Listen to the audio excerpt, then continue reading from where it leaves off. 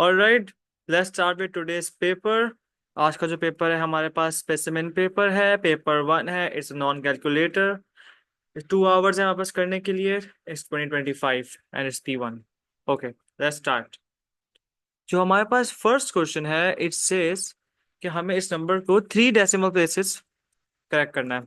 सो यानी कि हमें डेसिमल के बाद से 3 नंबर्स चाहिए होंगे। तो इसका मतलब हो गया कि हमें फर्स्ट, सेकंड, थर्ड, यानी कि जो फोर्थ नंबर है उसको देखना होगा, क्योंकि 5 से ग्रेटर है। तो यहाँ पे हमारे पास राउंड ऑफ हो गया, तो नंबर हो गया हमारे पास 2.705। ठीक है। ओके, नेक्स्ट क्वेश्चन हमारे पास है सिंप्लीफाई। इस पे हम यूज करेंगे हमेशा बॉड मास। सेफ रहता है बॉड मास यूज करना। इसका मतलब पहले हम लोग ऐड करेंगे देन सब्ट्रैक्ट करेंगे। 10y plus 5y which is 15y minus 2y which eventually becomes 13y। तो आंसर हमारे पास है 13y। Moving on to the question number 3। It says कि हमें एक बार चार्ट गिवन है।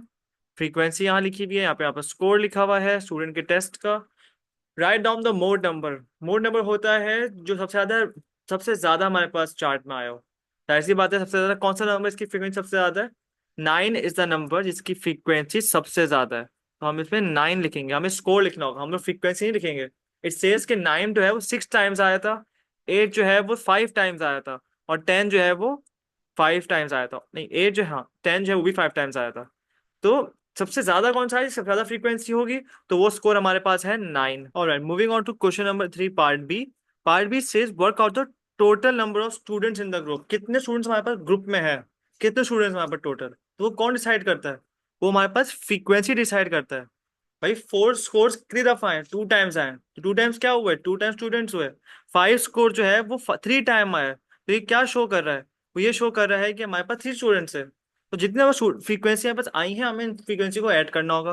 We need to add 2, 3, 1, then 3 again, then 5, then 6, then 7।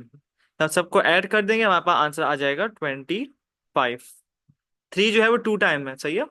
एक हमारे पास 5 का, एक हमारे पास 7 का है। ठीक है। Okay, find the median score. Median score हम कैसे फाइंड करते हैं? हम मीडियन स्कोर ऐसे फाइंड करते हैं, हम लोग n+1/2 करते हैं। ठीक है। हमारे पास टोटल फ्रीक्वेंसी कितनी है, 25। सो 25 यानी कि 25+1 which is 26/2 which give us 13। हमें 13 पोजीशन पे जाना है। ठीक है। अच्छा, हमें कैसे जाना है 13 पोजीशन पे, हम वो भी देख लेते हैं। 2 स्कोर तो यहाँ तक हो गया। 2 के बाद हमने ऐड करा कौन, 3, तो 5 हो गया यहाँ तक। यहाँ तक 5 था। 5 के बाद यहाँ तक 6 हो गया, 1 तो ऐड हो गया। 6 के अंदर हम ऐड करेंगे 3, तो ये हो गया यहाँ तक 9 हो गया। 9 के अंदर हम ऐड करेंगे 5, और कितना हो गया, 9+5 14। अगर हम देखें तो 13 किस में लाई कर रहा है? 13 जो है वो 9 से बाहर है, लेकिन 14 वाली रेंज में, यानी कि इस रेंज में है। ठीक है। तो हमारे पास कौन सा स्कोर है, हमारे पास 8 स्कोर है। तो मीडियन स्कोर कौन सा हो गया, हमारे पास मीडियन स्कोर 8 हो गया। यहाँ तक कोई इशू है? Okay, question number 4। Question number 4 says the scale drawing shows the position of the town A and B. अब टाउन बी जो है हमारे पास नॉर्थ ऑफ टाउन है, स्केल हमें बता दिया है 1 सेंटीमीटर इंटू 5 किलोमीटर है। इन्हें बोला है town C lies on the east. East मतलब कहाँ होता है हमारे पास, north, south, west and east. ठीक है। All right, it is 25 kilometre from A and 40 kilometre from B. हमें सिर्फ ruler and pair of compass use करना है। अच्छा, अब हमें पता है कि स्केल हमें ऊपर दे दिया है कि 1 सेंटीमीटर जो है वो 5 किलोमीटर है। तो हमें अब ये देखना है कि 25 किलोमीटर कितने सेंटीमीटर होता है। ऑल राइट, यहाँ पे हमने एक्स बनाया, ये हो गया हमारे पास 25/5 इज इक्वल्स टू 5, यानी कि 5 सेंटीमीटर। तो टाउन सी जो है वो हमारे पास टाउन ए से अगर हम देखें तो हमारे पास 5 सेंटीमीटर फार है। ठीक है। अब मैं अगर बी की बात करूं तो बी हमारे पास 40 किलोमीटर है। तो ये क्या हो जाएगा हमारे पास, 40/5 इज इक्वल्स टू 8, तो 8 सेंटीमीटर। अब मेरे पास यहाँ पे ना मैं स्केल यूज कर सकता हूँ, ना इसमें मैं प्रोटेक्टर यूज कर सकता हूँ, और ना ही कंपास यूज कर सकता हूँ। मैं आपको गाइड करता हूँ कि कैसे होगा। ठीक है। ए पे हम रखेंगे 5 सेंटीमीटर। अब हमें क्या पता है कि 5 सेंटीमीटर यहाँ है या यहाँ है, इसलिए हम यूज करते हैं कंपास। स्केल में कंपास को हम ओपन करेंगे 5 सेंटीमीटर तक, ठीक है। जब 5 सेंटीमीटर जो होगा, हमने एक कंपास को यहाँ पुट किया और यहाँ से हमने एक आर्क बना ली जितना आ रहा होगा, ठीक है। फॉर एग्जाम्पल ये आर्क आ रही है। अगेन 8 सेंटीमीटर ओपन करेंगे कंपास से और बी पे रख के हम इसको दूसरी आर्क बनाएंगे, तो हमारे पास कुछ ऐसे कट हो रही होगी।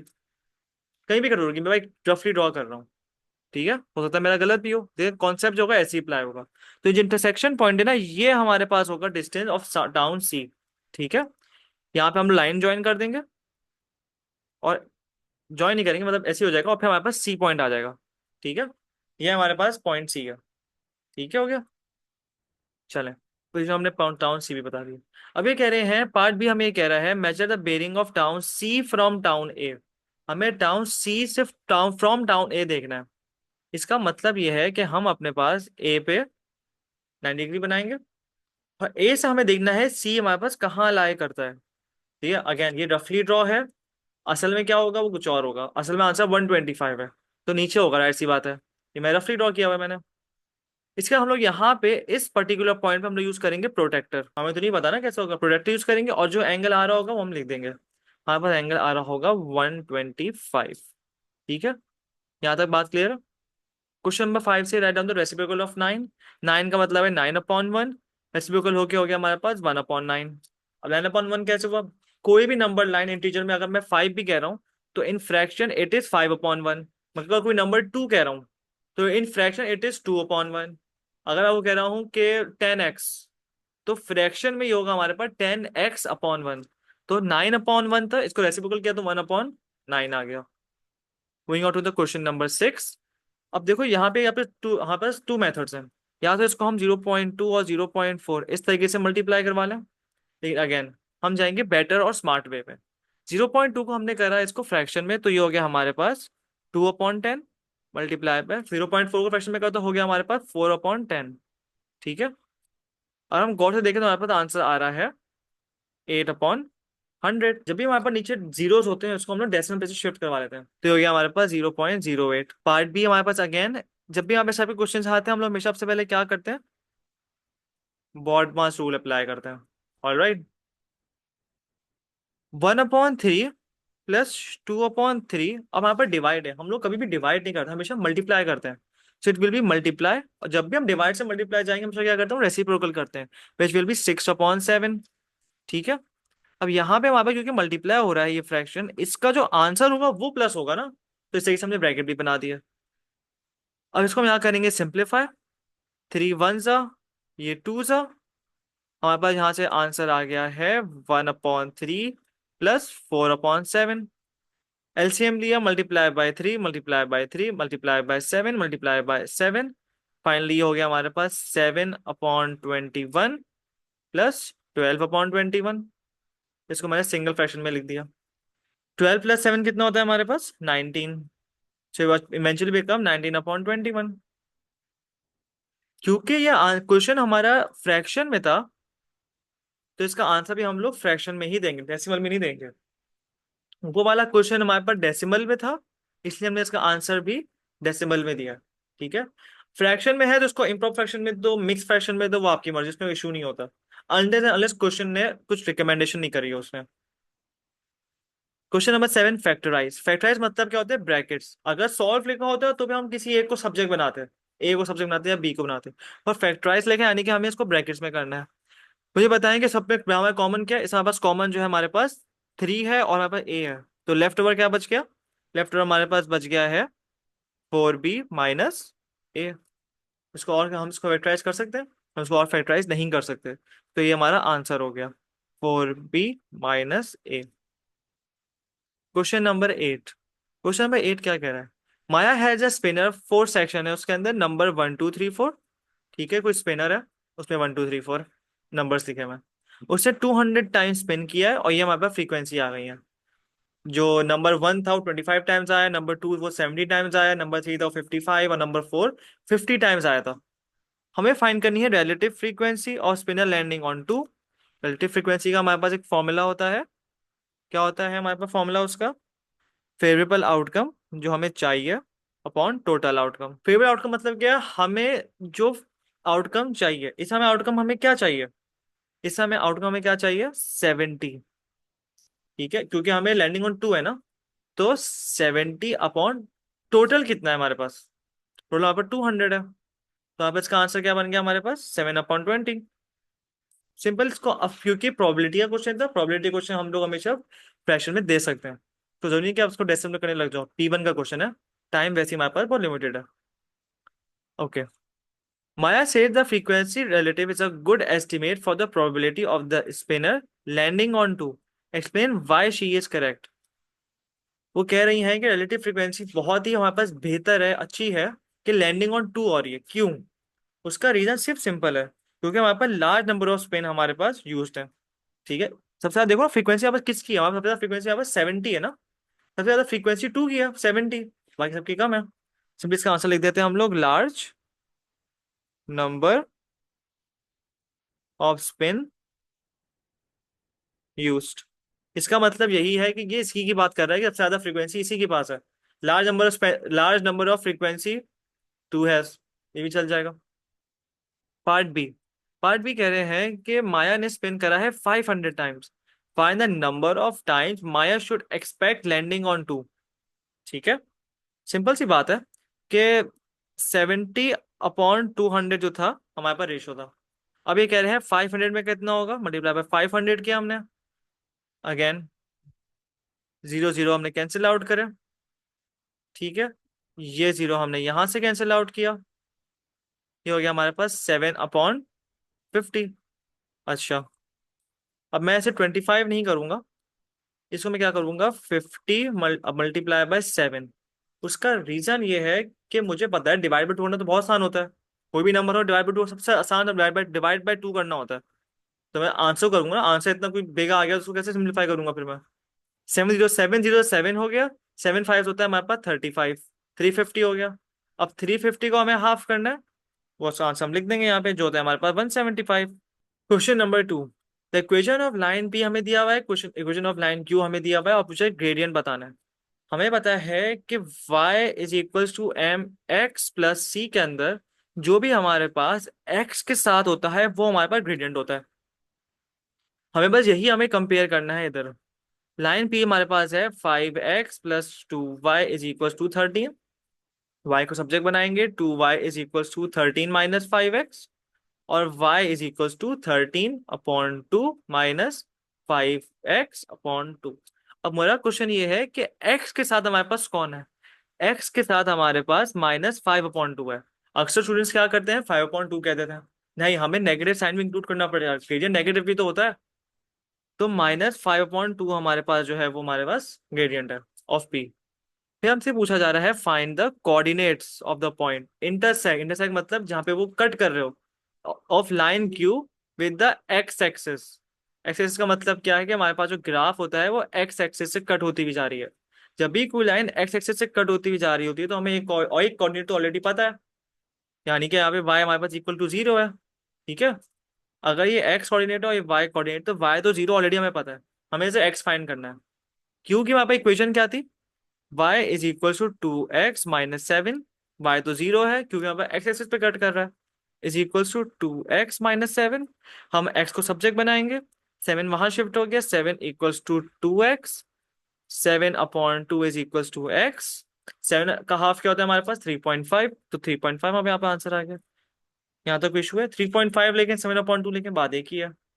अब ये क्वेश्चन नंबर पार्ट से हमसे पूछ रहा है find the coordinate of the line intersection line P and Q. ये कह रहे हैं एक लाइन पी और क्यू जो है वो इंटरसेक्शन कर रहे हैं। ठीक है। एक लाइन पी जा रही है, एक क्यू जा रही है, यहाँ पे इंटरसेक्शन कर रहे हैं, हम कहीं भी इंटरसेक्शन करें हमें नहीं पता, हमें वो इंटरसेक्शन पॉइंट देखना है। जब भी हमें इंटरसेक्शन पॉइंट देखना होता है किसी दो लाइन का, what we use simultaneous equations. ठीक है, हम इसको साइमल्टेनियसली सॉल्व करेंगे। ये हमारे पास साइमल्टेनियस इक्वेशन से सॉल्व करेंगे। ये हमारे पास है 5x+2y = 13। 5x+2y is equal to 13। और सेकेंड इक्वेशन हमारे पास है y is equal to 2x - 7। Already हमारे पास y जो है सब्जेक्ट बना हुआ है, हम बस इसी y को पुट कर देंगे फर्स्ट वाली इक्वेशन में। तो ये हो गया हमारे पास 5x plus 2 bracket open 2x minus 7 is equal to 13। थोड़ा सा हम सॉल्व करेंगे, find the value of x के लिए। 5x plus 4x minus 14 is equal to 13। यहाँ हो गया हमारे पास 9x is equal to 13 plus 14, तो ये हो गया हमारे पास 9x। और 13 के अंदर हम लोग 10 ऐड करेंगे तो हो गया 23। 23 के अंदर 4 ऐड करेंगे 27 is equal to 27. X is equals to 27 upon 9, which eventually becomes 3. 9 1 are 27 3 are। इसमें हम पुट करेंगे x की वैल्यू, ये हो गया हमारे पास 2 3 माइनस 7, ये हो गया 6 माइनस 7 विच इवेंचुअली वो -1। तो -1 हमारे पास आंसर आ गया। Alright, moving on to the question number 10। Question number 10 says कि a diagram shows a container in a shape of trapezium with an open top. Open top का मतलब है कि उसके ऊपर जो है कुछ नहीं है, बस वो नीचे से बना हुआ है, ठीक है। ऊपर नहीं, ऊपर वाली जो हमारे पास सरफेस है वो नहीं है। क्रॉस सेक्शन एरिया हमें प्रिज्म का बता दिया है, ट्रेपीजियम है, हमें मेजरमेंट्स दी हुई हैं। यहाँ पे हाइट दिया हुआ है, मुझे calculate the area of the trapezium. Common सा बहुत आसान सा सवाल है। ट्रेपीजियम का हमारे पास फॉर्मूला क्या होता है? 1/2 multiply by sum of parallel sides multiply by height. तो 1/2, इससे हमारे पास पैरेलल हाइट्स, पैरेलल लाइन कौन सी है हमारे पास? 26 एंड 14। पैरेलल लाइंस वो होती हैं जो मीट नहीं करती। सो 26 plus 14 bracket close multiply by height. Height कितनी है हमारे पास? अगर हम देखें तो हाइट हमारे पास 8 है। हाइट हमारे पास टॉप टू बॉटम है, कितनी है? 8, ठीक है। मल्टीप्लाई बाय दी 8। अच्छा, 26 प्लस 14, 26 के अंदर हम 10 ऐड करें, 36 प्लस 4 करेंगे 40। सो 1/2 मल्टीप्लाई बाय 40 मल्टीप्लाई बाय 8। 2 1 जा, ये 4 जा, यानी कि 40 multiply by 4 which eventually becomes 160। अभी कह रहे हैं calculate the capacity in container in litres, ठीक है। कैपेसिटी से मतलब समझ में आ गया कि पूछना चाह रहे हैं वॉल्यूम, और इन लीटर्स। गौर से देखो, हमारे जो डायमेंशन है वो सेंटीमीटर में। हमें यानी कि अपने आंसर को at the end of the day convert करना पड़ेगा लीटर्स में, ठीक है। पहले हम इसको सेंटीमीटर में सॉल्व करते हैं, फिर लीटर में करते हैं। सो तो हमारे पास प्रिज्म का वॉल्यूम का फॉर्मूला क्या है? Volume is equal to base area multiply by height, ठीक है। अब वॉल्यूम, अगर मैं शेप को रोटेट भी कर दूं तो वॉल्यूम तो सेम ही रहेगा ना। अगर मैं ये शेप हॉरिजॉन्टल की जगह मैं वर्टिकल कर दूं, या वर्टिकल की बजाय हॉरिजॉन्टल कर दूं, तो शेप तो सेम रहेगा ना, तो उसकी वॉल्यूम भी सेम रहेगा। सो हमारे पास बेस एरिया, हम इसको कैलकुलेट कर लेते हैं अपने ट्रेपीजियम को। और हाइट हमारे कितनी हो गई? हाइट हमारे पास 30 हो गई, ठीक है। बेस एरिया हमारे पास ट्रेपीजियम हो गया, जो हमने अभी थोड़ी देर पहले कैलकुलेट किया था, विच इज 160 मल्टीप्लाई बाई दी 30। जब हम 160 और 30 को ऐड कर मल्टीप्लाई करेंगे, हमारे पास आंसर आएगा। हम कर लेते हैं 160 और 30, यानी 0 0 हम बाद में ऐड कर देंगे। 6 × 3 करते हैं, 6 × 3 होता है हमारे पास 18, 1 कैरी हो गया, 3 1 एंड 4, और डबल जीरो लगा दो आखिर में, क्योंकि तुम्हारे पास दो जीरोज हैं।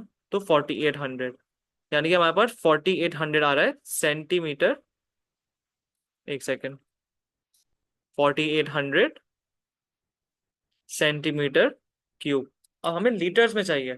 हमें कन्वर्जन पता है कि 1 litre is equal to 1000 centimetre cube. नहीं पता तो अब पता चल गया, कोई मसला नहीं है। अब क्योंकि हम लोग सेंटीमीटर से लीटर जा रहे हैं, यानी कि स्मॉल टू बिग जा रहे हैं, हम क्या करेंगे? डिवाइड। तो 4800 डिवाइडेड बाय 1000, तो ये कैंसिल हो गया, ये कैंसिल हो गया, और हमारा आंसर आ गया 4.8। तो आंसर हमारे पास क्या है? 4.8 लीटर्स। यहाँ तक कोई इशू है?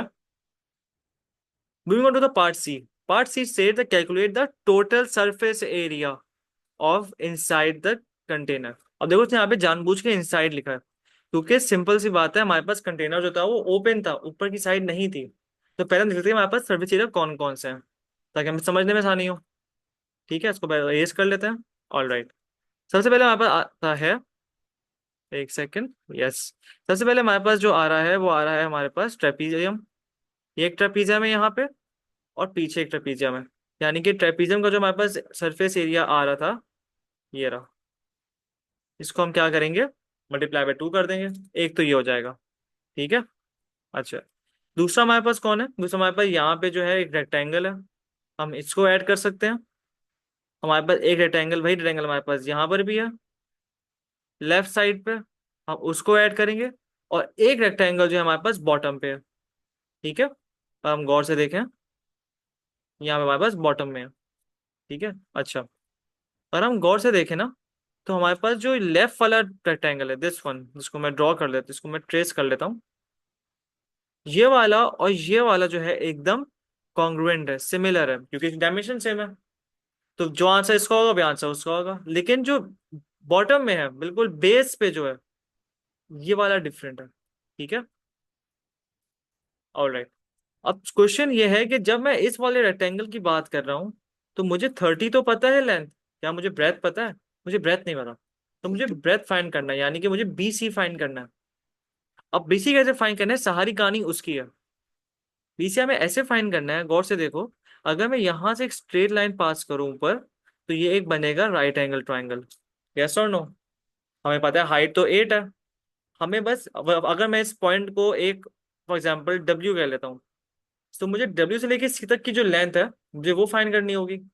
अब ये कैसे फाइंड करना है, ये देखो कैसे फाइंड करना है। हमें ये बात पता है कि टोटल लेंथ जो है वो हमारे पास 26 है। 14 हमारे पास यहाँ तक है। ठीक है, 14 हमारे पास यहाँ तक है, और इसको ऊपर एक्सटेंड करूँ तो यहाँ तक है। जो लेंथ बीसी की होगी वही लेंथ हमारे पास डीए की होगी। सही है, लाइक ये वाली लेंथ लेंथ दोनों सेम है ना। अच्छा, हाइट भी सेम है, तो ये ट्राइंगल भी सेम ही हुआ। तो जितना डिस्टेंस इसका होगा, वही डिस्टेंस इसका होगा। तो 26 माइनस जब मैं 14 करूंगा, मेरे पास आंसर क्या आ रहा है?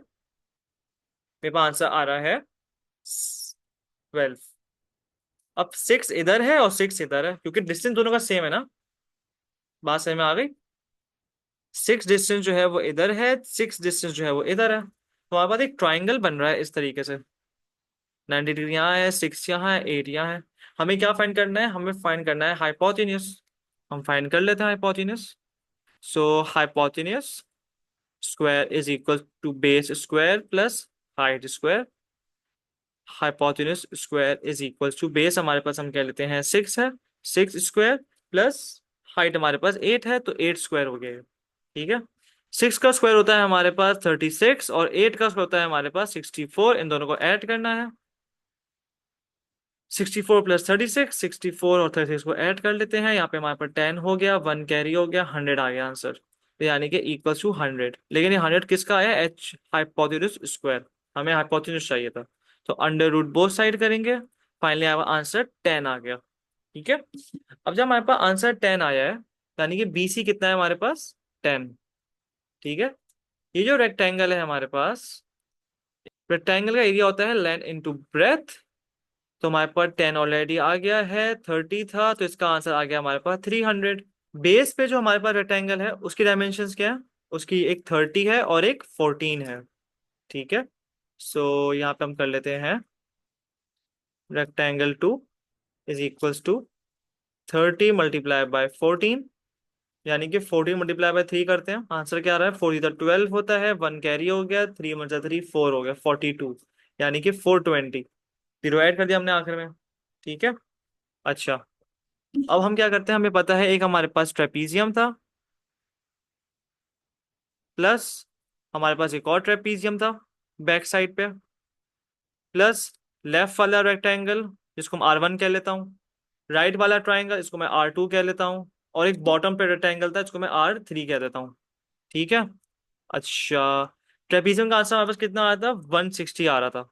सो 160 प्लस 160 प्लस रेक्टेंगल वन का आंसर कितना था? 300 प्लस 300 प्लस 420। इन सबको जो हम ऐड कर लेंगे, तो यहाँ पर आंसर आ जाएगा 1340। यहाँ तक क्लियर है बात? बहुत इजी क्वेश्चन है, इतना मुश्किल क्वेश्चन है नहीं है। Question number D. अब मैथमेटिकली सिमिलर कंटेनर, अब जब हमने सिमिलर देखा तो हमारा समझ में आ गया कि कौन से चैप्टर की बात करें, सिमिलर और कॉन्ग्रुएंट वाले चैप्टर की। इसकी हाइट कितनी है? 16। टोटल सरफेस एरिया पूछा हुआ है कंटेनर की, इसकी हाइट 16 है। एक हमारे पास क्या है, अब ये कह रहे हैं एक सिमिलर कंटेनर है जिसकी हाइट 16 है। इस वाले कंटेनर की हाइट कितनी थी? 8 थी। ठीक है, ये हमारे पास स्मॉल कंटेनर है, स्मॉल कंटेनर, और हमारे पास एक लार्ज कंटेनर है। ठीक है, यहाँ तो क्लियर है ना? स्मॉल कंटेनर की जो हाइट है उसको, सही है, वो हमारे पास 8 थी और इसकी 16 है। अब मेरे सरफेस एरिया पूछा, यानी कि हम लोग हाइट और सरफेस एरिया को कंपेयर कर रहे हैं। जिसकी 8 हाइट थी, उसका सरफेस एरिया कितना था? उसका सरफेस एरिया हमारे पास अभी आया है 1340। जिसकी हाइट 16 है, उसका कितना हमें नहीं पता, एक्स। अब सरफेस एरिया होता है हमारे पास सेंटीमीटर स्क्वायर।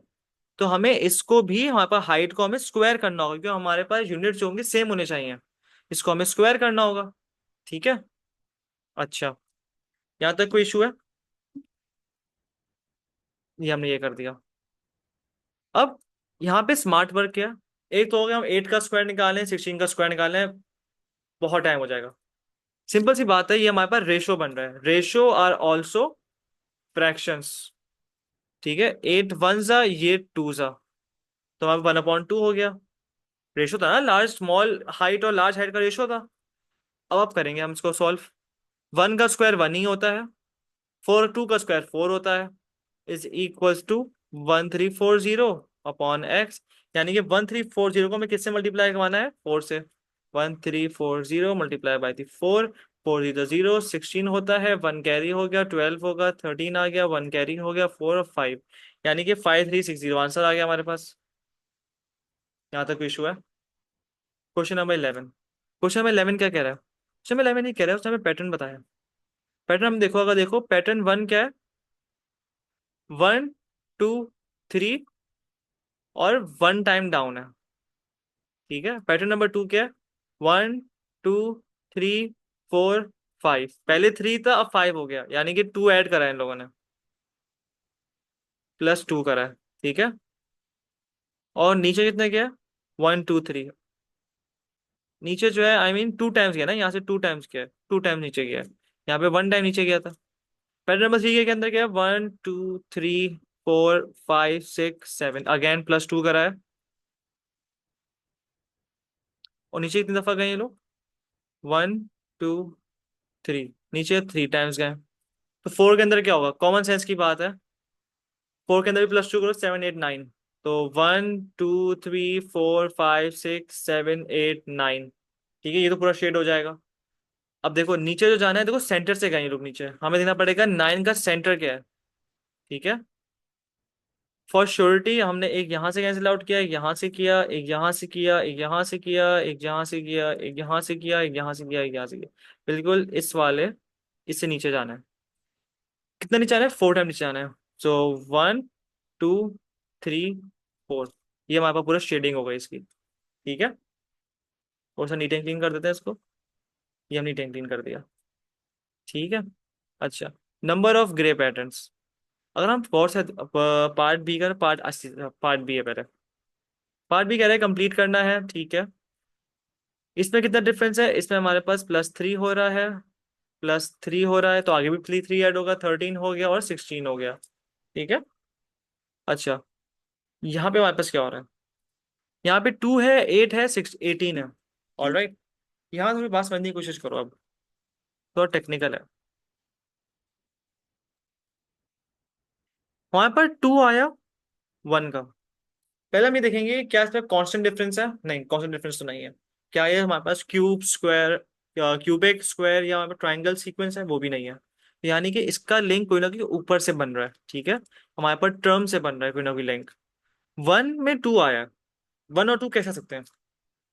1 + 1 कर सकता हूँ, 2 आ जाएगा। 1 × 2 कर सकता हूँ, 2 आ जाएगा। बट सेम थिंग मुझे 2 के साथ भी करना है, तो 8 कैसा है मेरे पास? या तो मैं 2 × 4 कर दूं, ठीक है, या तो मैं, और क्या कर सकते हैं? और तो हम कुछ नहीं कर सकते, यही हो सकता है, 8 आता है। 18 कैसे आ रहा है? 18 ऐसे आ रहा है, 3 × 6 18 आ जाता है। ठीक है। 1 कैसे आ रहा है? 1 × 2 करके आ रहा है। यहाँ तक बात क्लियर हो गई? लेकिन हमें कुछ सीक्वेंस बन गया ना, हमें कैसे पता चलेगा कि सीक्वेंस क्या बन रहा है? सही है। एक काम करो, 6 को ओपन करो। 6 को ओपन कैसे कर सकते हो, मुझे पहले ये बताओ। 6 को ओपन तुम ऐसे कर सकते हो कि ×3 विच इज 9 × 2। अगर हम ये यूज करें, इससे भी तो 18 बन रहा है। ठीक है। 4 को ओपन करो, 2 × 2 × 2 तो हमारे पास 4 हो रहा है, आई मीन 8 आ रहा है आंसर। इसमें क्या हो रहा है? 1 × 2 हमारे पास हो रहा है। अगर तुम गौर से देखो इसमें एक चीज हमारे पास कांस्टेंट है कि नंबर अपने आप से मल्टीप्लाई हो रहा है, और एन में टू भी मल्टीप्लाई हो रहा है। अगर मैं वन मल्टीप्लाई में वन भी कर दूं, कोई इशू होगा नहीं। ठीक है, इसके अंदर भी क्या हो रहा है, नंबर अपने आप से मल्टीप्लाई हो रहा है और उसको टू से फिर बाद में मल्टीप्लाई करना पड़ रहा है। इसी तरीके से अगर मैं एन रख दूं, तो एन से क्या होगा, N multiply by N multiply by two. तो हमारे पास क्या बन गया, हमारे पास ये हमारे पास बन गया टू एन स्क्वायर। यहाँ तक बात क्लियर है? यस और नो? ये मैंने तुम्हें पूरा फॉर्मूला बता दिया, इसका आगे वाला पार्ट भी हो जाएगा अब। ठीक है, कैसे बनाइए इसको। अगर तुम चाहो तो तुम ऊपर वाले काउंट भी कर सकते हो, फोर वाला भी कितने वाइट थे हमारे पास।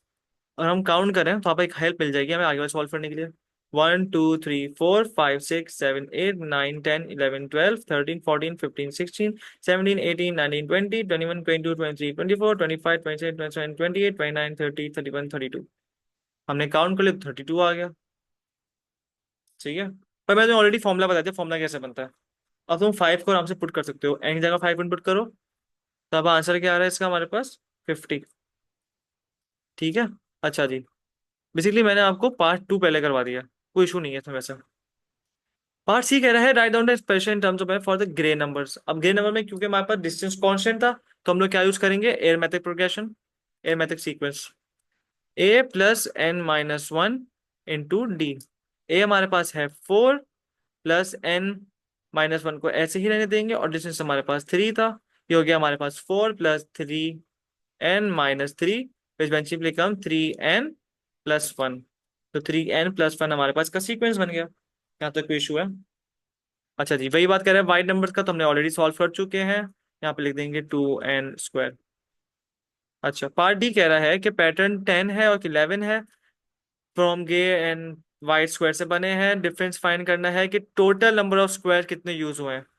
मतलब में डिफरेंस कितना है, कितने 10 और 11 में कितना टोटल नंबर ऑफ टाइल्स का डिफरेंस है। पैटर्न 10 का हमारे पास और पैटर्न 11। ठीक है, ग्रे वाइट टोटल। यहाँ तक इशू है? ये हम एक बॉक्स बना लेते हैं, हमारे पास एक नीट एंड क्लीन बन जाएगा। ग्रे का हमारा फॉर्मूला था थ्री एन प्लस वन। अगर मैं एक पैटर्न 10 की बात करूं तो three ten plus one which base mean 30 31, यानी कि 31 यूज हुए थे। ठीक है, अगर मैं 11 की बात करूं तो थ्री के अंदर हमने 11 प्लस वन किया 33, तो इसका आंसर क्या आ गया हमारे पास, 34। ठीक है, यहाँ तक कोई इशू है? होना भी नहीं चाहिए। ठीक है, अच्छा। अगर मैं व्हाइट की बात करूं, व्हाइट का फॉर्मूला क्या था, व्हाइट का फॉर्मूला मैं यहाँ लिख देता हूँ, टू एन स्क्वायर था। तो अगर मैं 10 की बात करूं तो टू, 10 का स्क्वायर 100 होता है, 100 का डबल किया तो 200 आ गया आंसर। तो 200 यहाँ यूज हुए। अगर मैं 11 की बात करूं, टू 11 स्क्वायर 121, 121 का जब हम डबल करेंगे तो यहाँ पर आंसर आ जाएगा 242। तो 242 हमारे पास यहाँ आ गया। टोटल हमारे पास आ रहा है 231, और सेकंड टोटल हमारे पास आ रहा है 276। ऑफ कोर्स अब क्या करेंगे, अब हम लोग 276 माइनस 231, हमारे पास आंसर आ जाएगा 45। तो 45 टाइल्स का डिफरेंस है हमारे पास। अच्छा, पार्ट ई क्या कह रहा है, पार्ट ई हमें ये कह रहा है कि के पैटर्न है, कोई कोई के पैटर्न है जिसके अंदर 61 ग्रे स्क्वायर यूज हुए हैं। Find the number of wide square needed for grey pattern. Wide का हमारा फॉर्मूला था टू एन स्क्वायर, बट क्या हमें के पैटर्न का एन पता है? हमें एन नहीं पता। तो हम लोग ग्रे पैट स्क्वायर से एन फाइंड आउट करेंगे। ठीक, क्योंकि वहां पर एन क्या था, हमारे पास ग्रे स्क्वायर की इंफॉर्मेशन है ना, और उसको पुट करेंगे वाइट में। तो ग्रे का फॉर्मूला क्या था हमारे पास, ग्रे का फॉर्मूला हमारे पास था थ्री एन प्लस वन। ठीक है, अभी के पैटर्न है और 61 ग्रे स्क्वायर यूज हुए हैं। ठीक है, सो ये हो गया हमारे पास थ्री एन की जगह हमने के पुट कर दिया, plus one is equals to 61। ठीक है, एन हमारे पास होता है कि कौन से टर्म में आया था, हमें वो नहीं पता, वही तो फाइंड करना है। ये हो गया हमारे पास three k plus one is equal to 61। वहां जाके हो गया थ्री के इज इक्वल टू 60, हो गया हमारे पास के का आंसर आ गया हमारे पास 20, यानी कि 20th टर्म है, यानी कि एन हमारे पास 20 है। अब मैंने एन की जगह के पुट करा तो के आ गया, अगर मैं के की जगह एन पुट करता तो एन आ जाता, बात तो एक ही है ना। ठीक है। अच्छा, क्योंकि वो तो वेरिएबल है। चलो, 220 स्क्वायर, हम इसको फाइंड आउट करते हैं। इसका आंसर हमारे पास क्या आ रहा है? इसका आंसर हमारे पास आ रहा होगा 800। तो आंसर क्या आ गया हमारे पास? 800। यहाँ तक कोई इशू है? अरे भाई नहीं पता तो बता देता हूँ मैं। 20 का स्क्वायर क्या होता है हमारे पास? 400 होता है। 4 × 2 कर दो, हमारे पास 800 आ गया। अब इसकी और क्यों लानी पड़ेगी मुझे? अच्छा जी, क्वेश्चन नंबर 12 क्या कह रहा है? क्वेश्चन नंबर 12 में हमें से हमें एक वेक्टर बता दिया है, और हमें बता दिया है, हिंट क्या दी हुई है? हिंट हमें ये दी हुई है कि ए बी और बी सी इक्वल है। पोजीशन वेक्टर हमें सी फाइंड करना है। ठीक है। How do we find C? Simple सी बात है, सी कैसे फाइंड करते हैं? अगर मैं देखो, पहले तो समझो कि हमारे पास पॉइंट ए दिया हुआ है, यानी कि हमें ओ ए दिया हुआ है, और उसने सिर्फ सी पूछा है, यानी कि उसने ओ सी पूछा है। ओ सी कैसे बन सकता है? हमें सिर्फ बी सी की बात आई है ना बात। सो अगर मैं बोलूँ बी सी को एक्सपेंड करो तो क्या बोलोगे? हम बोलेंगे ओ सी माइनस ओ बी। यानी कि अगर मुझे ए बी की इंफॉर्मेशन मिल जाए जो कि मुझे ऑलरेडी पता है, और मुझे ओ बी की पता चल जाए जो कि मैं फाइंड कर सकता हूँ, तो मैं ओ सी को सब्जेक्ट बना के आई कैन फाइंड। ये बात तो क्लियर है ना? तो अब सारी कहानी है कि how would be find O B. ठीक है। अब ओ बी हमें मिलेगा ए बी से। कॉमन सेंस लगाओ, ए बी कैसे बनता है? ए बी कैसे बनता है हमारे पास? ओ बी माइनस ओ ए। ठीक है। हमें ए बी पता है जो होता है 5 और -1। ओ बी हमें नहीं पता, ओ बी को ओ बी लिख देते हैं। माइनस ओ ए कितना है हमारे पास? -2 और 3। ठीक है। ये हमने वहां शिफ्ट करा तो ये हो गया हमारे पास 5 - 1 प्लस -2 और 3। इसका आंसर जो आएगा वो क्या हो जाएगा हमारे पास? ओ बी। ठीक है। ये हो गया हमारे पास 5 - 2 कितना होता है हमारे पास? 3। 3 - 1 होता है हमारे पास 2। यहाँ तो कोई कंफ्यूजन है? अब हमें बी सी भी पता है। सिंपल सी जो उसने बात बता दिया है कि A B is equal to B C, यानी कि ए बी का जो वेक्टर है वही हमारे पास ओ बी का बी सी का वेक्टर है। यानी कि 5 - 1 इज इक्वल टू ओ सी -3 और 2। कुछ नहीं करना, ओ सी को हमने सब्जेक्ट बनाया तो ये हो गया हमारे पास 5 - 1 प्लस 3 और 2 इक्वल टू ओ सी। यहाँ तो कोई इशू है? ऐड कर दो, 3 + 5 हो गया हमारे पास 8, और 2 - 1 हो गया हमारे पास 1। तो इसका हमारे पास क्या वेक्टर बना ओ सी का? 8 और 1। 8 और 1। ठीक है।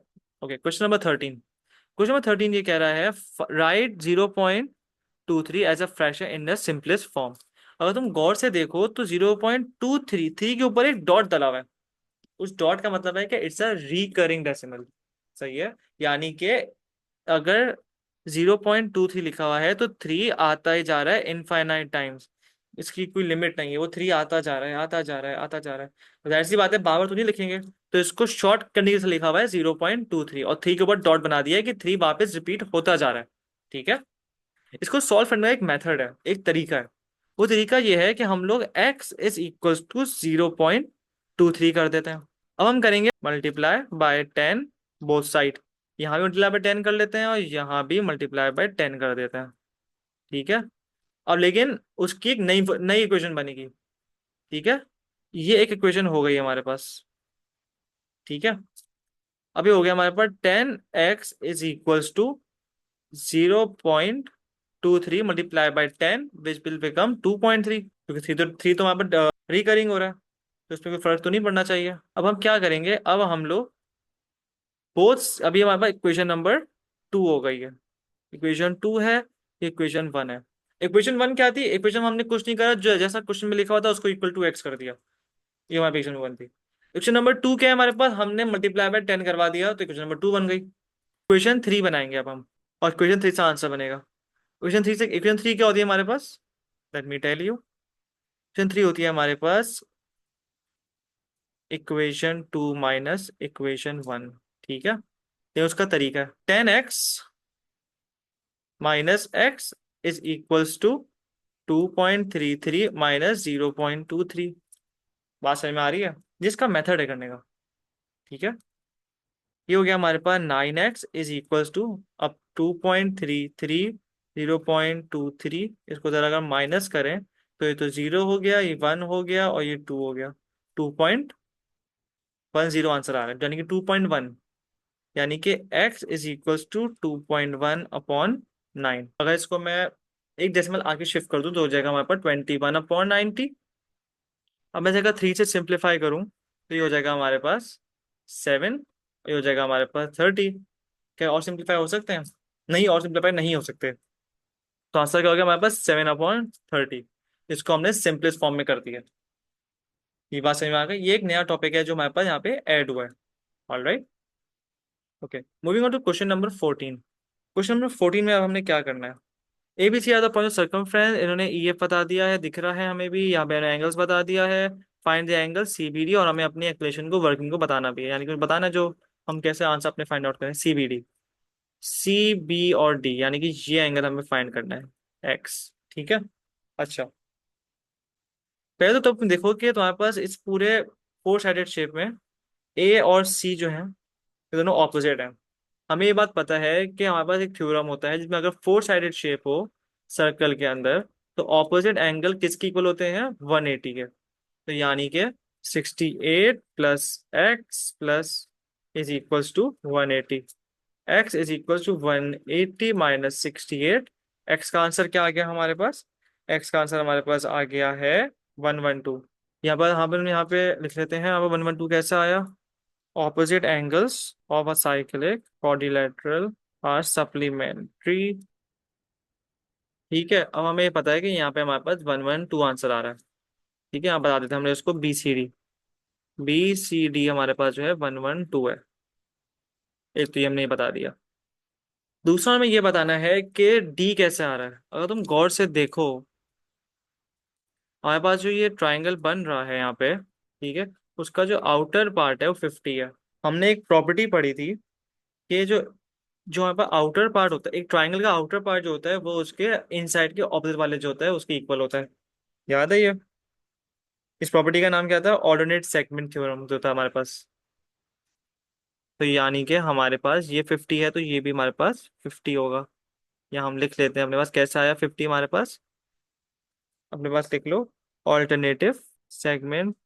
ठीक है, B D C is equals to 50। यहाँ तक क्लियर हो गई बात? अब तुम्हें पता है कि यहाँ पे ऑल तुम्हें अब 112 भी पता है, तुम्हें 50 भी पता है, तो you can find. So 50 plus 112 plus x is equals to 180। X का आंसर यहाँ से हमारे पास आराम से आ जाएगा। एक्स का आंसर हमारे पास क्या आ रहा है? हमारे पास 18। यहाँ पे लिख लेते हैं। सम ऑफ एंगल्स जो होता है हमारे पास इज इक्वल्स टू 180। यहाँ पर आंसर 118 आ गया इस तरीके से। यहाँ तक कोई इशू है? क्वेश्चन नंबर 15 क्या कह रहा है हमें? क्वेश्चन नंबर 15 हमें ये कह रहा है, देखो इसमें देखो हमारे पास नेगेटिव है, यानी कि नेगेटिव जब भी होता है यानी कि हमारा एक्चुअल नंबर जो होता है वो डिनोमिनेटर में होता है। अगर मैं फॉर एग्जांपल 1/2 लिख रहा हूँ, इसका मतलब है 2 - 1। ठीक है, ये -1 हमें यही शो कर रहा है कि एक्चुअल नंबर ना डिनोमिनेटर में है, ये शो कर रहा है ये। ठीक है, तो ये हो गया हमारे पास 1/25, 3 और पावर 2। आपको हमें ये बात पता है कि अंडर रूट की जो पावर होती है 1/2 होती है। तो अगर 25 की पावर 1/2 है तो क्या मतलब हो गया कि 25 अंडर रूट पर है। इट इज लाइक 1/√25 और उसकी पावर 3 है। तो अंडर रूट 25 का आंसर क्या हो गया? 5 हो गया। तो हो गया 1/5 की पावर 3 विच इवेंचुअली बिकम्स 1/25। ठीक है, क्वेश्चन नंबर 16। 16 क्या कह रहा है? 16 हमारा वेन डायग्राम क्वेश्चन है। अच्छा, नंबर दे दिया उन्होंने कुछ हमें। ए जो है वो ये कह रहा है कि हमारे पास 6 और 10 के बीच में नंबर जो है वो सारे एक हैं, यानी कि 6, 7, 8, 9 एंड 10। ठीक है, अच्छा, बी हमें ये कह रहा है फैक्टर ऑफ 18 है। फैक्टर ऑफ 18 कौन कौन होता है? हमारे पास 1 होता है, हमारे पास 2 है, 3 है, 4 नहीं है, 5 नहीं है, 6 है, 7 नहीं है, 8 नहीं है, 9 है, 10 नहीं है, 11 नहीं है और 12 भी नहीं है। ये हमारे पास सारे बी के नंबर्स हैं। ठीक है, सी जो है वो हमारे पास फैक्टर नंबर्स है, स्क्वायर नंबर्स हैं। स्क्वायर नंबर्स यानी कि जो हमारे पास स्क्वायर्स होते हैं, 1 का स्क्वायर, 2 का स्क्वायर, 3 का स्क्वायर, उनके आंसर्स को कहते हैं स्क्वायर नंबर। ठीक है, तो उसके आंसर हमारे कौन कौन से? 1 होता है हमारे पास, 2 का स्क्वायर 4 होता है तो 4 है, 3 का स्क्वायर हमारे पास 9 है, 4 का स्क्वायर 16 होता है लेकिन 16 आउट ऑफ रेंज है, 12 तक हमारे पास लिमिटेड है। अब सही है, अब हमें देखना है कि कौन किसके पास कॉमन है। कौन सा नंबर है जो ए बी सी तीनों में कॉमन है? ऐसा कोई भी नहीं है। कौन सा नंबर है जो ए और बी दोनों में कॉमन है? वो हमारे पास 6 और 9 है। ठीक है। और ऐसा कौन सा नंबर है जो बी और सी में कॉमन है? वो सिर्फ हमारे पास एक 9 है। ठीक है। 9 पे हम एक और नंबर लगा देते हैं, 9। अब हम आराम से इसको इनपुट कर सकते हैं अपने डेटा को वेन डायग्राम में। ठीक है। अच्छा, सिर्फ अकेले सिर्फ ए के पास है, वो कौन सा नंबर है हमारे पास? 7 8 और 10। 7 8 और 10 हमारे पास एक है। अच्छा, बी के पास कौन से नंबर है? बी के पास हमारे पास है 2 और 3। अगर गौर से देखो तो 1 भी तो है। 1 दोनों के पास है, बी और सी, सही है। अच्छा, 2 और 3, ऐसा कौन सा नंबर है जो ए और बी दोनों के पास है? वो हमारे पास है 6 और 9। ठीक है। हमेशा वेन डायग्राम भी कुछ ना पहले पेंसिल पेंसिल से करना ताकि इरेज कर सको। ठीक है। लेकिन 9 यार नहीं आएगा। 9 यार क्यों नहीं आएगा? क्योंकि 9 सी के पास भी है। ठीक है। अच्छा, अब आ जाओ सी के पास। 4 जो है यहाँ पे आ जाएगा, अकेले अलोन है वो। 9 ऐसा नंबर है जो हमारे पास ए बी और सी दोनों में आ रहा है। यहाँ आ गया। ठीक है। अब क्या बचा? 1। 1 कौन सा नंबर है जो ए और बी दोनों के पास आ रहा है? अब ऐसे कौन से नंबर है जो हमारे पास लेफ्ट ओवर हो गए हैं? सही है। 1 भी यूज हो गया है, 2 भी यूज हो गया है, 3 भी यूज हो गया है, 4 भी यूज हो गया है, 5 नहीं हुआ, 6 भी हो गया, 7 नहीं हुआ, 7 तो हो गया, 8 भी हो गया है, 9 भी हो गया, 10 भी हो गया, 11 और 12, ये 3 नंबर है। ये 3 नंबर हमारे पास बाहर आ जाएंगे, 5 11 और 12। ठीक है, ये हमने अपना वेन डायग्राम जो है कंप्लीट कर लिया। एक दफा काउंट कर लो कि हमने ऑल 3 नंबर्स पुट कर लिए। 1 2 3 4 5 6 7 8 9 10 11 12। यस, ऑल नंबर्स आ गए, कोई नंबर मिस आउट नहीं कर दिया हमने।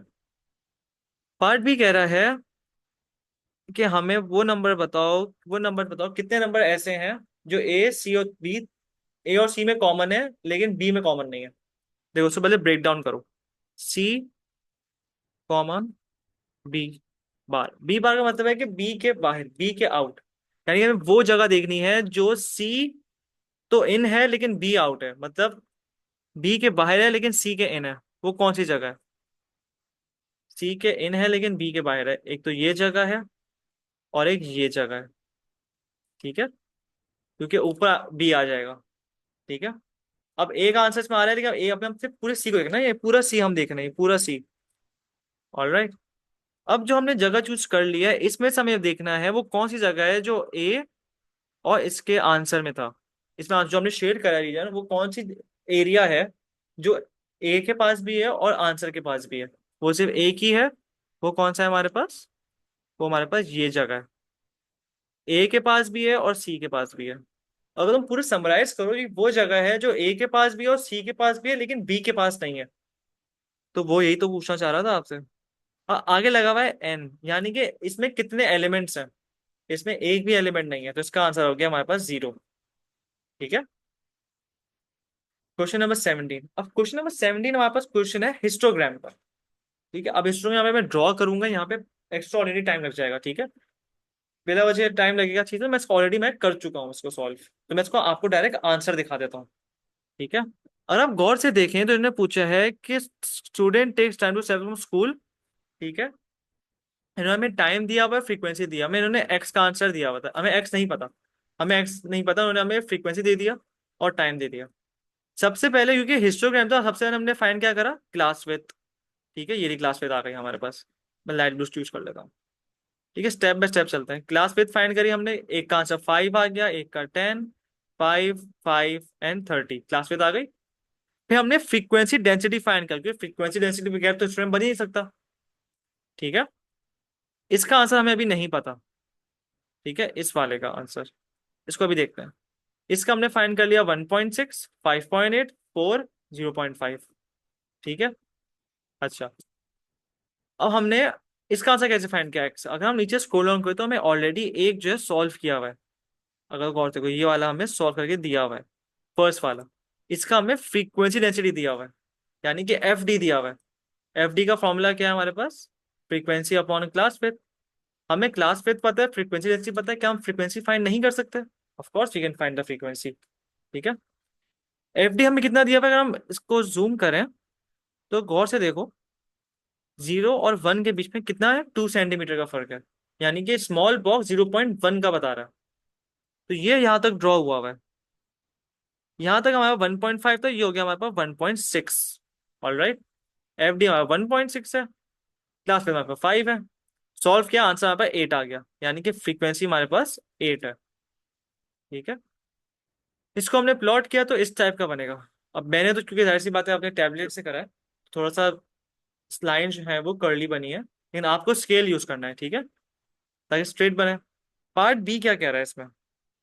पार्ट बी ये कह रहा है, histogram shows they are same number of students in 5 से लेके 10 वाले ग्रुप में और 10 से 20 वाले ग्रुप में। Why she is wrong?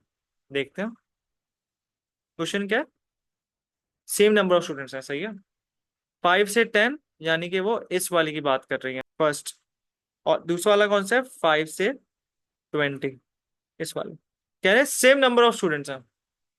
वो क्यों गलत है? वो इसलिए गलत है क्योंकि देखो, इसका जो फ्रीक्वेंसी है वो 8 है, 16 है, और इसका फ्रीक्वेंसी 8 है, फ्रीक्वेंसी डिफरेंट है। जब जब फ्रीक्वेंसी डिफरेंट है, हाँ, माना कि फ्रीक्वेंसी डेंसिटी सेम है, लेकिन फ्रीक्वेंसी बता रहे हैं ना कितने स्टूडेंट्स है, फ्रीक्वेंसी सेम सेम है। इसलिए हम लिख देते हैं because there are only 8 students in 5 से 10 ग्रुप एंड 16 स्टूडेंट्स इन 10 से 20 वाले ग्रुप में। जब फ्रीक्वेंसी चेंज है, नंबर ऑफ स्टूडेंट चेंज है, तो कैसे नंबर ऑफ स्टूडेंट सेम हो जाएंगे? ठीक है, यह बात पिछली कंफ्यूज करना चाह रहे थे आपको। क्वेश्चन नंबर 18 क्या कह रहा है? हमें ग्राफ दे दिया है और पूछा है the graph process Y axis as point A, हमें कोऑर्डिनेट पॉइंट ए फाइंड करना है। वाई एक्सेस का मतलब क्या हो गया कि वाई के पास क्या होता है? एक्स इक्वल टू 0, सिंपल सा हमें करना है। सो वाई इज इक्वल टू 3 × 2⁻² जब 2 की पावर 0 होती है तो हमारे पास आंसर आता है 1। सो 3 × 1 + 5 विच एंचुअली बिकम्स 8। तो हो गया हमारे पास 0,8। यहाँ तक ठीक है। अच्छा, पार्ट भी अगर हम देखें तो ये हमसे पूछ रहा है एसिम्पटोट। एसिम्पटोट क्या होता है हमारे पास? एसिम्पटोट एक वो लाइन होती है जो हमारे पास, अगर ये ऐसे ड्रॉ हो रहा है तो देखो, इस पॉइंट पे है, यहां से देखो लाइन कभी भी ना इधर से कट नहीं करेगी। ठीक है, जब ये कट नहीं करेगी तो बिल्कुल स्ट्रेट चली जाएगी, यहाँ से इसके बिल्कुल पैरेलल हो जाएगी। तो वो कौन सा नंबर है जहां से वो पैरेलल होगी, हमें वो वाला एसिम्पटोट पूछ रहा है। तो वो वाई बताएगा, क्योंकि देखो, अगर यहाँ से एक लाइन स्ट्रेट जा रही है, इस लाइन की इक्वेशन क्या होगी? वाई इक्वल टू समथिंग होगी ना। तो इसका एसिम्पटोट क्या होगा वो तो वाई बताएगा ना, कि हाँ, वाई बताएगा कि ये लाइन है जहां से बिल्कुल वो पैरेलल हो रही है। तो इसमें क्लियरली हमें दिख रहा है कि यहां से हमारे पास हो रहा है बिल्कुल। ठीक है, तो ये हो गया हमारे पास y इज इक्वल्स टू 5। ठीक है, अब हमें कैसे पता? y is equals to 3 × 2⁻x + 5। यहाँ पे हमने y इज इक्वल टू 3 × 0 + 5 कर दिया, तो यहाँ पे y इक्वल्स टू 5 बच गया। सिंपल वर्ड में बताऊं तो अभी ऐसा क्वेश्चन है, हमें जो भी x का साथ होगा उसको 0 बना देना है। ठीक है, अब क्वेश्चन नंबर 19 हमारे पास है फंक्शंस का। बहुत ही सिंपल क्वेश्चन है, ये हमसे पूछ रहे हैं 5x + 2 फंक्शन 3 पे इनपुट करना है, तो यानी कि 5 3 + 2 विच में 15 + 2 17, तो 17 आंसर आ गया। ठीक है, अच्छा, अब इन्होंने जीएफ पूछा है और पूछा है give your answer in the quadratic equation के फॉर्म में। जी हमारे पास है x² - 5 और एफ हमारे पास है 5x + 2। ये मैंने अपने लिए लिखा है समझने के लिए, बार बार लिखना नहीं पड़े। ठीक है, अच्छा, जी एफ यानी कि जी को ओपन करा,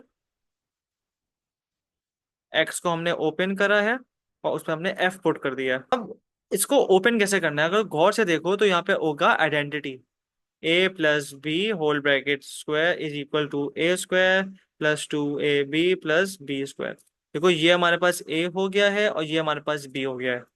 ऑलराइट, ये हो जाएगा हमारे पास 5x whole bracket square plus 2, 5x second हमारे पास है 2 plus 2 square.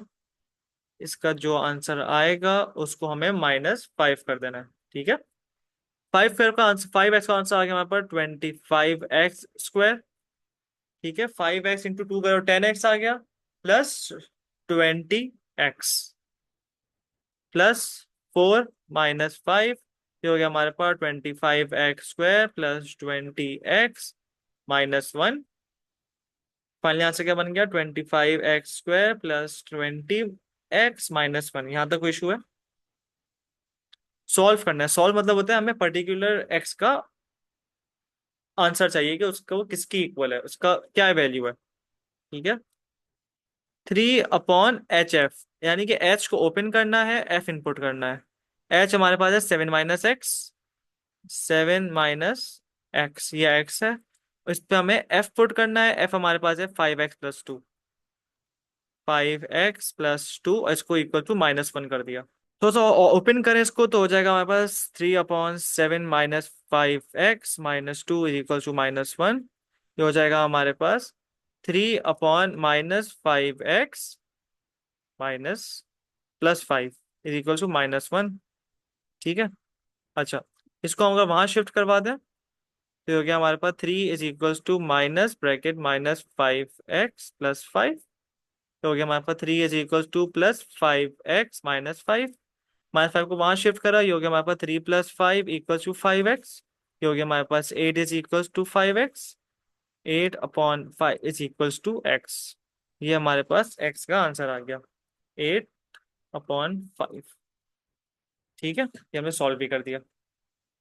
Question number 20 is about the vectors again. यहाँ पे हमने बता दिया है कि ये पैरेललोग्राम है। पैरेललोग्राम का मतलब क्या होता है? अगर ये 2G है तो सेम डायरेक्शन में ये भी हमारे पास 2G होगा और इस सेम डायरेक्शन में हमारे पास 2F होगा, ठीक है। ऑल राइट, एक्स वो पॉइंट है ए बी से कि ए एक्स और ए एक्स इज टू एक्स भी हमारे पास 3:1 होता है, ठीक है। यानी कि अगर मैं ए बी जा रहा हूँ, अब देखो इसमें ना डायरेक्शन बहुत मैटर करती है, ठीक है। हमें डायरेक्शन देखनी पड़ेगी कि ये इसने ए बी बोला है, डायरेक्शन कैसे बनेगी हमारे पास? ऐसे बनेगी, ऑल राइट। यहीं पे हम एक काम करते हैं, यहाँ पे एक्स बना लेते हैं। यहाँ पे हमारे पास एक्स है, उसका रेशियो कितना बोला है? ए एक्स का उन्होंने बोला है 3 और एक्स बी का बोला है इन्होंने 1, ठीक है। अच्छा, अब इन्होंने पूछा है कि मुझे ए बी बताओ, यानी कि ए से स्टार्ट करो और बी पे जाना है। ए से हमने स्टार्ट किया, ए से सी गए और सी से हम लोग बी गए। ए से सी गए तो हम लोग डायरेक्शन हमारी सेम थी तो 2G ही रहा। लेकिन जब हम लोग सी से बी जा रहे थे तो नेगेटिव डायरेक्शन था तो -2F आ गया। तो आंसर क्या बन गया हमारे पास? 2G -2F, easy. इन्होंने पूछा है एक्स सी, यानी एक्स से स्टार्ट करेंगे, एक्स ये रहा हमारे पास और सी तक जाना है, ठीक है। लेकिन हमें इससे पहले है ना इसके डायरेक्शन, हमें इसके वेक्टर समझने पड़ेंगे। इसका वेक्टर क्या है? अच्छा, मेरा करवाने का थोड़ा डिफरेंट तरीका है। मैं करवाता हूँ परसेंटेज के फॉर्मूले से। अब वो कैसे? बहुत इजी है। पर परसेंटेज का फॉर्मूला क्या होता है हमारे पास? Obtain upon total multiply by the 100, ठीक है। 100 कौन है? 100 एक वो नंबर है जो ऑल टुगेदर नंबर है, टोटल नंबर है, राइट। 100 से देखना है ना, याद रखना। ऑब्टेन जो हमने हासिल किया किसमें से? टोटल में से। और इसका आंसर आया ना, फिर आंसर विद रिस्पेक्ट टू 100 आता है। 50%, 70%, 100 के परस्पेक्टिव से आता है। यही काम हम लोग रेशियो में करते हैं। लाइक मैं से समझाता हूँ अपने स्टूडेंट्स को। Multiply by the total parts कितने हैं इसमें? टोटल पार्ट्स मेरे पास 3 और 1 है, टोटल पार्ट्स कितने हो गए? 4 हो गए। मल्टीप्लाई बाय दी 4, ठीक है। हम किसको ऑब्टेन कर रहे हैं? हम लोग ऑब्टेन कर रहे हैं एक्स ए को, ठीक है। एक्स ए टोटल कौन होगा? टोटल हमारे पास किस, हम लोग किसके रेशो को हम लोगों ने डिवाइड किया? हमने ए बी को डिवाइड किया है ना 3:1 में। तो टोटल हमारे पास ए बी आ गया, ठीक है। और जब मैं, अच्छा अच्छा, जब मैं परसेंटेज की बात करता हूँ कि 71/100 आए और उसको हम परसेंटेज में करें तो यानी कि 71, अगर मैं इसको ये बोलूँ कि 71/100 मल्टीप्लाई बाई दी 100, तो ये परसेंटेज परसेंटेज का फॉर्मूला लगाओ तो 71% बनेगी ना। कैसे बनती है? ये टोटल आउट ऑफ 100 बताता है, ये बताता है कि टोटल 100 मार्क का पेपर था, 71 आए, और परसेंटेज बता रहा है इसकी परसेंटेज किसकी आई थी, इस 71 की परसेंटेज बताता है, राइट। अगर मैं इसको थोड़ा चेंज कर दूं, मैं ये कह दूं कि 25/50 मल्टीप्लाई बाई दी 100, तो आंसर होगा 50%। हाफ मार्क्स आए, तो 25 का 50% बताया ना उन्होंने, है ना। 25 उसने ऑब्टेन करा, टोटल पेपर 50 मार्क्स का था, मुझे जानना है आउट ऑफ 100, तो आउट ऑफ 100 50% आई है, राइट। तो एक्स ए जो था वो उसका एक नंबर आएगा, ए बी टोटल है, मल्टीप्लाई बाय 4 क्या है, उसके टोटल पार्ट्स हैं, और यहाँ पे नंबर क्या आएगा, एक्स ए का रेशो आएगा, एक्स ए का रेशो हमारे पास 3 था। ये अगर समझ में आ जाए ना तो बहुत इजी है हमारे पास, इस मैं के परसेंटेज के फॉर्म में हम लोग बहुत चीजें सॉल्व कर सकते हैं। ठीक है, थोड़ा इनपुट करते हैं, 3 = x a, हमें वही फाइंड करना है। ए भी हमारे पास कितना, हमने अभी फाइंड किया था, 2g - 2f मल्टीप्लाई बाई दी 4। ठीक है, ऊपर वाला पार्ट इरेज कर देता हूँ ताकि हमारे पास वर्किंग करने में आसानी हो। हमने इसको वहां शिफ्ट कराया तो ये हो गया हमारे पास 3 bracket open 2g - 2f is equal to 4xa। अब मैंने अगर 4 को भी यहाँ शिफ्ट करवा दिया है तो ये अपॉन 4 हो जाएगा और वहां से 4 हट जाएगा, क्योंकि मेरे पास स्पेस कम है तो मैं इसको इसलिए कर रहा हूँ। ठीक है, ये हो गया मेरे पास xa। ऑल राइट, यहाँ पे हमारे पास आंसर आ गया है एक्स, ए एक्स का। ठीक है, मैं इसको ए एक्स कर देता हूँ क्योंकि इसमें डायरेक्शन मैटर करती है, हमने इसको ए बी की परस्पेक्टिव से निकाला था ना, तो ए एक्स आ गया हमारे पास। अच्छा, अब हमारे पास ए एक्स आ गया है, हमें यानी कि एक्स से लेके ए तक जाना है और ए से हमारे पास सी जाना है।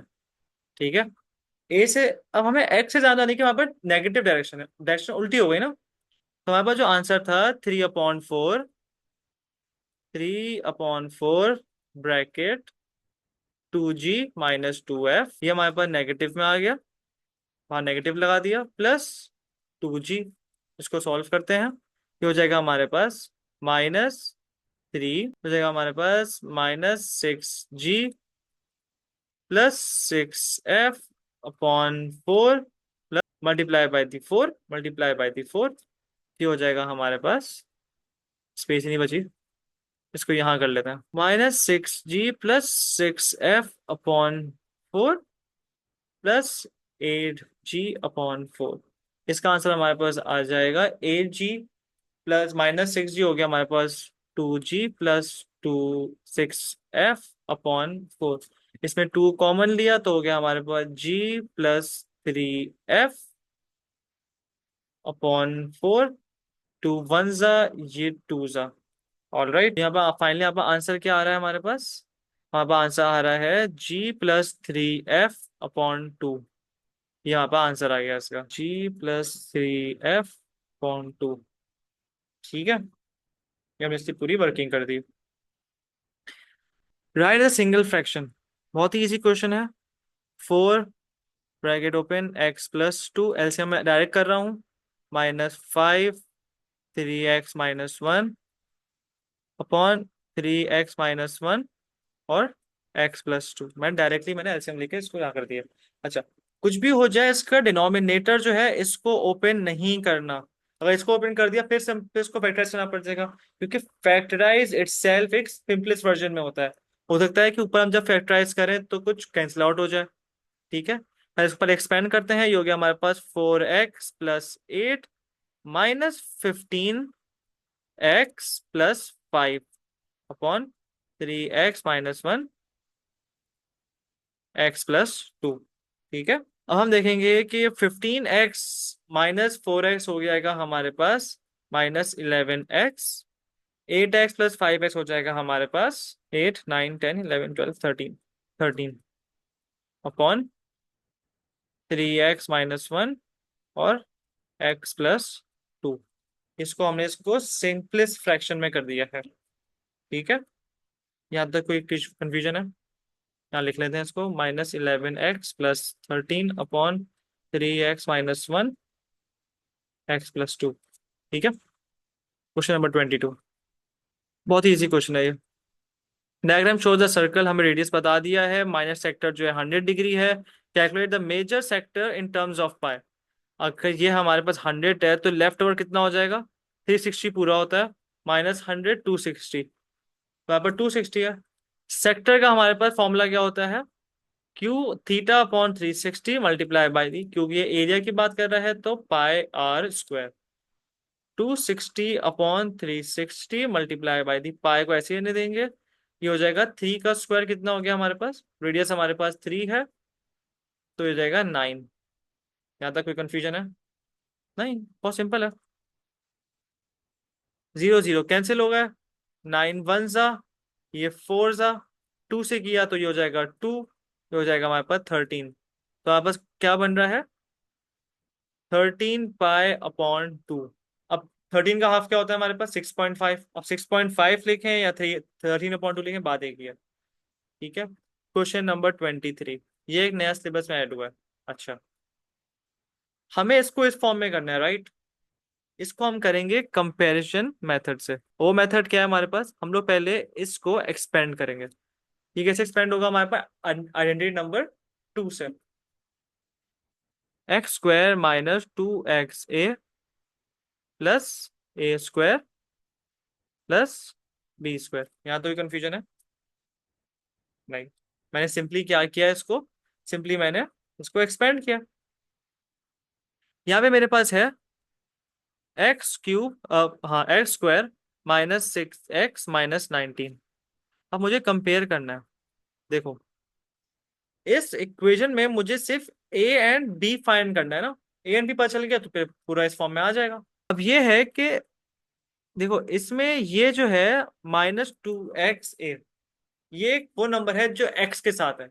बाकी जो है लेफ्ट पे वो x² है, और राइट पे कौन है, जो x के बगैर है, विदाउट x है, उसको हम कहते हैं इंडिपेंडेंट ऑफ x, x के बगैर है। ठीक है। हम -2xa को उससे कंपेयर करेंगे जिसके पास x है। अब मुझे बताओ इस इक्वेशन में किसके पास x है, -6x के पास x है, इसके पास। तो -6x is equal to -2xa, minus minus cancel, तो 6x is equal to 2xa, x x cancel हो गया, 6 इज इक्वल टू 2a। तो एक आंसर क्या हो गया हमारे पास, 3 आ गया। यहाँ तो भी कंफ्यूजन है, x x यहाँ कैंसिल हो गया, माइनस माइनस यहाँ कैंसिल हो गया।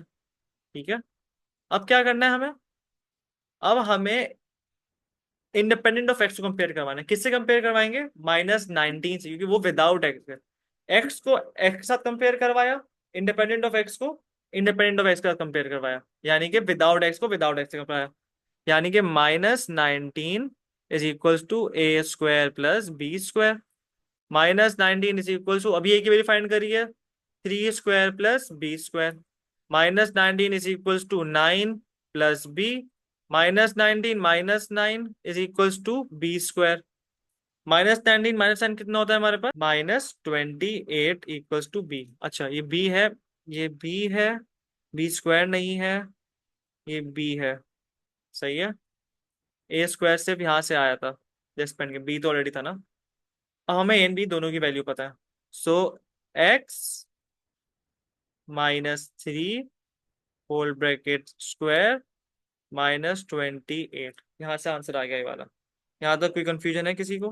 पार्ट बी क्या कह रहा है, हमें इसके टर्निंग पॉइंट्स बताने हैं। ठीक है।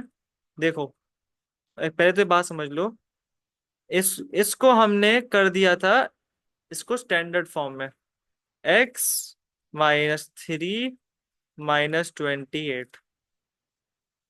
इसके जो ये कोऑर्डिनेट्स होते हैं, ये बताते हैं इसके टर्निंग पॉइंट्स, इसको हम HNK बोलते हैं। यानी कि अगर ग्राफ हैप्पी फेज है तो मिनिमम होगा, सैड फेज है तो मैक्सिमम होगा। इसके टर्निंग पॉइंट्स बताते हैं, यहां से वो टर्न कर रहा है। ठीक है। बस में एक ट्विस्ट है, वो ट्विस्ट ये है कि H की वैल्यू हमेशा ऑपोजिट लिखी जाती है। यहाँ क्या -3 है ना, तो 3 बोला जाएगा। अगर यहाँ पे +3 होता तो लिखता है -3। बस ये ट्विस्ट है, H की वैल्यू हमेशा हमेशा ट्विस्ट बताई जाती है। अगर तुम गौर से देखो तो हमारे पास ऊपर आंसर 3 आया था, लेकिन हमने यहाँ पे -3 लिखा है, क्योंकि यहाँ पे H की वैल्यू हमेशा ट्विस्ट करके लिखी जाती है, ऑपोजिट लिखी जाती है। आंसर पॉजिटिव है, यहाँ नेगेटिव लिख जाएगा, क्योंकि हमें पता है पॉजिटिव है। अगर यहाँ पे नेगेटिव होता तो वहाँ पॉजिटिव लिखा जाता। यहाँ पे अब लिखा हुआ है -3 यानी कि 3 है। ठीक है, 3 और -28। Question number 24। 24 से ये सॉल्व होगा कि सबसे पहले देखो सर्ट का क्वेश्चन है, ये है हमारे पास सर्ट्स। ठीक है, फिर अपने पास यहाँ पे स्क्वायर नंबर्स बना लो। 1 होता है हमारे पास स्क्वायर नंबर, 4 होता है, 9, 16, 25, 36, 64 एंड सो ऑन। ठीक है, 75 किस में आता है? 75 का कोई फैक्टर बताओ जो इसमें से आता हो। 1 है और 25 है। जो सबसे हाईएस्ट है उसको सिलेक्ट करेंगे। 25 how many times? 25 multiply by 3 times. ठीक है, तो मैंने √75 को ऐसे लिख दिया, कोई इशू तो नहीं है ना, इसमें एक ही बात है। प्लस 27 का फैक्टर कौन कौन से हैं? हमारे पास 1 है और 9 है। 9 how many times? 9 multiply by 3 times. यहाँ तो कोई इशू है? देखो मैं सिर्फ इसको एक्सपेंड कर दिया। अब क्योंकि मल्टीप्लाई है तो इसको मैं स्प्लिट कर सकता हूँ। √25 √3 प्लस √9 √3। √25 का आंसर हमारे पास 5 होता है, 5 √3। 9 का हमारे पास 3 होता है, 3 √3। ठीक है, क्योंकि इसमें अंडर रूट सेम है तो इसको हम ऐड कर सकते हैं। इसका आंसर आ गया हमारे पास 8 √3। 8 √3। यहाँ तो कोई कंफ्यूजन है? Part B, rationalisation. देखो इसमें हमें बोला गया हमें करना है रैशनलाइजेशन। नहीं बोलते तो तब भी रैशनलाइजेशन ही करते हैं हम इसको। ठीक है, उसको उसके बगैर सॉल्व नहीं हो सकता ये। 3/2 प्लस √5 तो क्वेश्चन में था। जब भी हमारे पास इस तरह का क्वेश्चन होता है, जब डिनोमिनेटर में एक ऑलरेडी नंबर दिया हुआ है, तो कैसे हम लोग रैशनलाइज करते हैं? Multiply by the 2 minus √5 upon 2 minus √5। हम लोग क्या करते हैं, साइन को चेंज करते हैं। अब चेंज क्यों करते हैं? हमें याद होगा, नहीं याद होता देख लेते हैं क्यों याद नहीं है।